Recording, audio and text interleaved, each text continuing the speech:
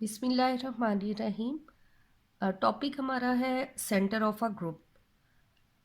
तो इसकी डेफिनेशन है the centre of a group is defined by इसकी यानी सेंटर में इस तरह के एलिमेंट्स होते ये भी एलिमेंट्स ग्रुप के हैं, और ग्रुप के वो एलिमेंट्स सेंटर ऑफ ग्रुप के एलिमेंट्स होंगे जो ग्रुप के बाकी एलिमेंट्स के साथ कम्यूट करें, चाहे उसकी हम लेफ़्ट साइड से ऑपरेशन लगाएं या राइट साइड से लगाएं, दैट विल बी इक्वल। तो ऐसे एलिमेंट्स जो ग्रुप के बाकी तमाम एलिमेंट्स के साथ कम्यूट करें उन्हें सेंटर ऑफ अ ग्रुप कहते हैं। तो यहाँ पर अब सेंटर ऑफ अ ग्रुप को रिप्रेजेंट करने के लिए कैपिटल जी से रिप्रेजेंट किया जाता है। अब ये देखने में थोड़ा सा अजीब भी लगता है कि सेंटर के लिए जेड का साइन है। तो actually it's a German word zentrum, और जेंट्रम का जर्मन में मीनिंग ही सेंटर है, जिसकी वजह से ये जी जो है वो सेंटर को रिप्रेजेंट करता है। तो अब हम एग्जाम्पल से देखते हैं कि किस तरह ये सेंटर के एलिमेंट्स और किस तरह वो कौन कौन से एलिमेंट्स हैं जो बाकी ग्रुप के एलिमेंट्स के साथ कम्यूट करते हैं। तो सबसे पहले हम सिंपलेस्ट एग्जांपल देखें जो कि एक अबिलियन ग्रुप ले लें, और उसका ऑर्डर भी ज़रा कम हो ताकि एग्जांपल ज़रा समझने में आसानी हो। अभी हमने ग्रुप लिया है क्यूब रूट ऑफ यूनिटी, ये उसका टेबल है। तो अब यहाँ पर हमने इसका जब सेंटर कैलकुलेट करना है तो हम जिस तरह आइडेंटिटी एलिमेंट है इसमें वन वन के साथ अब हम बाकी तमाम एलिमेंट्स की मल्टीप्लिकेशन लगाएंगे। मल्टीप्लिकेशन करके देखते हैं कि आंसर क्या आता है। वन ओमेगा ओमेगा ही आता है, चाहे इसको हम लेफ़्ट साइड मल्टीप्लाई करें या राइट से मल्टीप्लाई करें। इसी तरह ओमेगा स्क्वायर के साथ अगर हम ऑपरेशन अप्लाई करें तो चाहे हम इसकी लेफ़्ट साइड से करें या राइट साइड से, तो हमारे पास सेम वैल्यू आ जाती है, यानी ये जो है वो कम्यूट कर जाता है। So one belongs to one is the centre of a group, उस सेट में शामिल है। इसी तरह अब हम अगर ओमेगा के साथ तमाम एलिमेंट्स का देखें तो ओमेगा को अगर हम वन के साथ मल्टीप्लाई करते हैं तो ओमेगा आता है। इसी तरह अगर वन को ओमेगा, अब ओमेगा को हमने ओमेगा स्क्वायर के साथ देखें तो ओमेगा का हम ओमेगा स्क्वायर साथ के वन आता है। और इसी तरह अगर हम ओमेगा स्क्वायर को ओमेगा से देखें द रिज़ल्ट इज़ ओमेगा। तो ये भी दोनों आपस में ओमेगा भी जो है वो कम्यूट कर रहा है तमाम एलिमेंट्स के साथ। इट मीन्स कि ओमेगा भी इसका एलिमेंट है। The next is omega square. तो ओमेगा स्क्वायर हम अगर वन के साथ देखें वी हैव ओमेगा स्क्वायर, और इसी तरह अगर हम वन इंटू ओमेगा स्क्वायर करें और ओमेगा स्क्वायर की अगेन अगर हम ओमेगा से चेक करते हैं तो वन आ जाता है। इसी तरह और ओमेगा को अगर हम ओमेगा स्क्वायर से करें यानी तो भी ओमेगा स्क्वायर भी जो है वो ग्रुप के तमाम एलिमेंट्स के साथ कम्यूट करता है। तो यहाँ पर जो है ये ओमेगा स्क्वायर भी आ गया। अब ये तो चूँकि we know that the cube root of unity जो है वो एक अबिलियन ग्रुप है, तो यहाँ से ये रिज़ल्ट आ गया कि जितने भी जो अबिलियन ग्रुप्स हैं वो पूरे का पूरा सेंटर ऑफ अ ग्रुप भी हैं। अब हम वो एग्जांपल लेते हैं जो नॉन अबिलियन है, और उसमें हम सेंटर कैलकुलेट करें कि तब हमारे पास कौन से एलिमेंट्स आते हैं। अब ये हमने एक सिमेट्रिक ग्रुप लिया है, और अब इसके सेंटर हमने जब फाइंड आउट करने हैं, ये इसका मल्टीप्लिकेशन टेबल है। अब एक बात तो अंडरस्टूड है कि जो आइडेंटिटी एलिमेंट है वो ग्रुप के बाकी तमाम एलिमेंट्स के साथ तो कम्यूट करता है, क्योंकि चाहे हम किसी भी एलिमेंट के साथ आइडेंटिटी एलिमेंट की मल्टीप्लिकेशन या ऑपरेशन लगाएं लेफ़्ट साइड से या राइट साइड से तो वही एलिमेंट आता है, क्योंकि ये आइडेंटिटी एलिमेंट की यही डेफिनेशन है। तो इसका मतलब है यहाँ पर जो इसका आइडेंटिटी एलिमेंट है रो नॉट, वो तो इसका सेंटर का एलिमेंट है। इसके अलावा अगर हम देखें, यानी हमारे पास जिस तरह ये हम अगर चेक करें कि रो वन है, रो वन को रो टू के साथ अगर हम मल्टीप्लिकेशन करें तो रो वन रो टू हमारे पास आ जाता है rho one and rho two. Rho one rho two का आंसर है रो नॉट। और इसी तरह अब हमने कम्यूट करने का मतलब है कि रो टू एंड रो वन भी चेक किए जाए, रो टू एंड रो वन। तो ये हमारे पास रो टू एंड रो वन जो है वो रो नॉट आ रहा है। हम अब रो वन को चेक कर रहे हैं।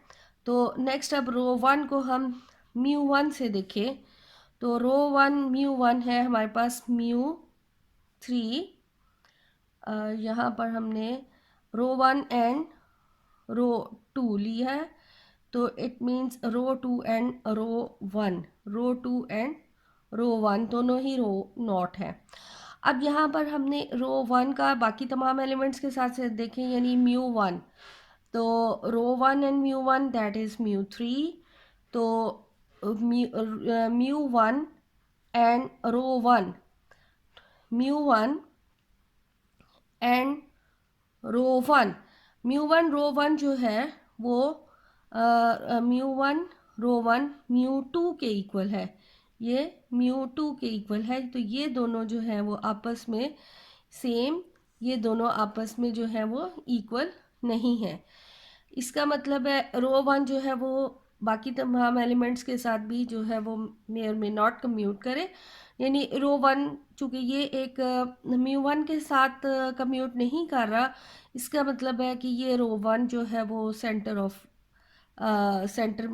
अ ग्रुप नहीं है, उसका एलिमेंट नहीं है। अब रो वन हमने चेक कर ली। इसी तरह अगर हम रो टू को देखते हैं, रो टू की रो वन के साथ तो हमने चेक कर ली, रो टू को हम म्यू वन के साथ अगर देखें, म्यू वन, तो ये होना चाहिए mu one and rho two, rho two mu one, rho two mu one result है म्यू टू, और म्यू वन रो टू का रिजल्ट है म्यू थ्री। ये भी जो है वो कम्यूट नहीं कर रहे। इसी तरह अगर हम म्यू वन को चेक करते हैं तो म्यू वन और म्यू टू को चेक कर ले, mu one and mu two, और mu two and mu one को चेक करें तो म्यू वन और mu one mu two result है rho one, and mu one result है रो टू। और यहाँ पर लेकिन यहाँ चूँकि म्यू वन रो टू के साथ जो है वो कम्यूट नहीं किया, तो यहाँ पर ये देखने में आया है कि बाकी तमाम एलिमेंट्स भी जो है वो कम्यूट नहीं करते। यानी जब हमारे पास यहाँ पर एक ग्रुप जो है वो नॉन अबिलियन है, तो ऐसे केस में हमारे पास सेंटर में सिर्फ आइडेंटिटी एलिमेंट है। अब सेंटर ऑफ अ ग्रुप कभी भी एम्प्टी नहीं होगा, क्योंकि आइडेंटिटी एलिमेंट जो है वो ऐसा एलिमेंट है जो हर एलिमेंट के साथ जो है वो कम्यूट करता है। इसलिए अगर बाकी एलिमेंट ना भी हमें फाइंड आउट हो, लेकिन जो आइडेंटिटी एलिमेंट है ग्रुप का वो उस सेंटर का लाजमी एलिमेंट होगा, यानी कि सेंटर ऑफ अ ग्रुप कभी भी एम्प्टी नहीं हो सकता। अब हम वो एग्जांपल लेते हैं तो जो कि एक और नॉन अबिलियन ग्रुप है, और उसमें जो है हमारे पास आइडेंटिटी एलिमेंट के अलावा कोई और भी एलिमेंट मिल जाएगा जो बाकी एलिमेंट्स के साथ कम्यूट करता है। अब ये हमारे पास डाइहेड्रल ग्रुप है, और ये भी जो है वो नॉन अबिलियन ग्रुप है। तो इसके हमने जो सेंटर कैलकुलेट करना है, सेंटर के एलिमेंट्स, तो ऑब्वियसली आइडेंटिटी एलिमेंट तो सेंटर का एलिमेंट है। इसके अलावा यहाँ चूँकि बहुत सारे एलिमेंट्स हैं, तो मैं सिर्फ वही कैलकुलेट करूँगी जो कि इसके साथ कम्यूट करता है बाकी तमाम एलिमेंट्स के साथ, वो है रो टू। रो टू आप प्रैक्टिस के लिए तो बाकी तमाम एलिमेंट्स के साथ एक दफ़ा हाथ से देख लें ताकि आपको इजीली कॉन्सेप्ट बैठ जाए इसका। तो यहाँ पर मैं रो टू सिर्फ जो है, रो नॉट जो कि आइडेंटिटी एलिमेंट है वो तो कंफर्म तमाम एलिमेंट्स के साथ कम्यूट करता है। इसके अलावा सिर्फ रो टू एक ऐसा एलिमेंट है जो नॉन अबिलियन ग्रुप में यहाँ पर बाकी तमाम सेट के साथ, सेट के तमाम एलिमेंट्स के साथ जो है वो कम्यूट करता है। इसके अलावा बाकी कोई एलिमेंट और नहीं करता। तो यानी हम चेक कर लेते हैं। जिस तरह हमारे पास है रो टू को हम रो वन के साथ देखें, and rho one and rho two. तो rho two rho one answer is rho three, and rho one rho two answer is rho three. यानी रो टू जो है वो रो वन के साथ कम्यूट कर गया है। अब हमने रो टू का रो टू के साथ ही अगर देखना है, तो रो टू का रो टू के साथ तो आंसर जो है वो चाहे लेफ्ट साइड से देखें राइट साइड से रो नॉट आ जाता है। The next is mu one and rho two and rho two and mu one check करती है। Mu one and rho two is mu two, and rho two and mu one, rho two and mu one is again mu two. और mu two के साथ अगर हम rho two को देखें, rho two and mu two, mu two rho two जो है mu one आ रहा है।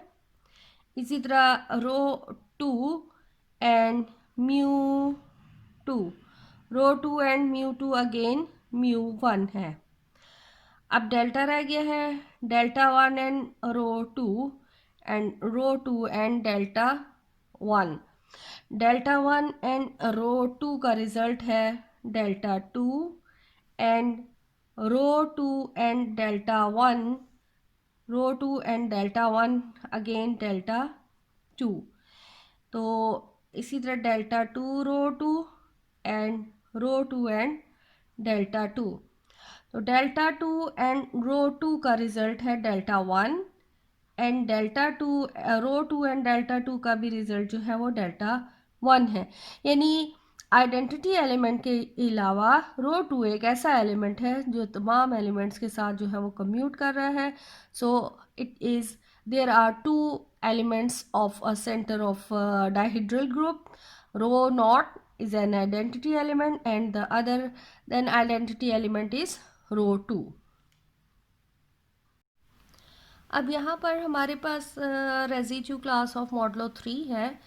तो चूँकि ये एक अबिलियन ग्रुप है और अबिलियन ग्रुप के जहन में आते ही हमें आइडिया हो जाता है कि पूरे का पूरा सेट जो है वो सेंटर ऑफ अ ग्रुप है। असल में हमारे पास क्वेश्चन है कि find the centre of Z3 by S3। हमने इसके सेंटर के एलिमेंट्स जो हैं वो बताने हैं Z3 and Z3 by S3 के। अब चूँकि Z3 जो है वो उसके सेंटर के तमाम एलिमेंट्स Z3 ही हैं, और S3 में हमने देखा था कि चूँकि ये एक नॉन अबिलियन ग्रुप है और हमारे पास जो है वो सिर्फ इसका आइडेंटिटी एलिमेंट जो है वो इसका सेंटर का एलिमेंट था S3 का। तो इनके डायरेक्ट प्रोडक्ट में हमारे पास जब यानी डायरेक्ट प्रोडक्ट से जो हमारा ग्रुप बना है, इस ग्रुप के सेंटर के एलिमेंट जो हैं वो Z3 बाय रो नॉट हो जाएंगे। नेक्स्ट क्वेश्चन है कि find the centre of S3 by D4। S3 में चूँकि सिर्फ हमारे पास आइडेंटिटी एलिमेंट है और D4 में आइडेंटिटी एलिमेंट भी था यानी रो नॉट भी था और रो टू भी इसका सेंटर का एलिमेंट था। तो जब इनका डायरेक्ट प्रोडक्ट में हम देखेंगे जो ग्रुप बनता है, तो ऐसे केस में फिर हमारे पास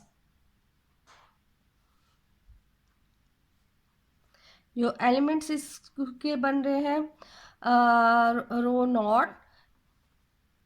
नॉट आ जाएगा, and rho naught and rho to.